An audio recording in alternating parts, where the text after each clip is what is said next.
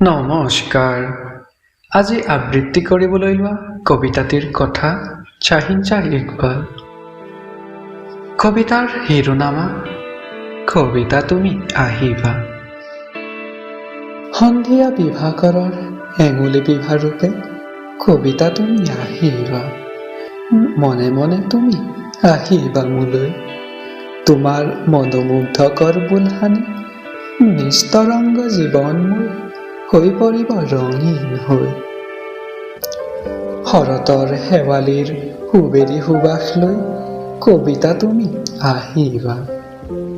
আহিবা তুমি নিয়ৰ সনা পোৱা, অনিকেত জীৱনত মোৰ নিৰ্মলতা ছটিয়াই উচ্ছ্বসিত মনত তুমি উচ্ছ্বাসৰ হেতু হৈ ৰবা।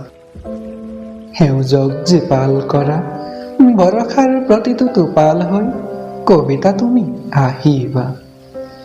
আহিবা তুমি ডাৱৰৰ চিঠি লৈ, এজাক কবিতা প্ৰেমী চৰাই শুৱলা গীত হৈ তুমি আহি গাই শুনাবা শব্দহীন তোমাৰ সেই চিঠিৰ কথা।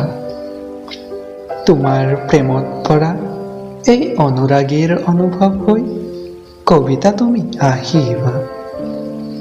আহিবা তুমি মৌনতা সাৱটি, নিৰ্জনতা প্ৰিয় আমাৰ এই মধুৰ প্ৰণয়, প্ৰকৃতিয়েও ল'ব যে আচল পাতি আদৰি।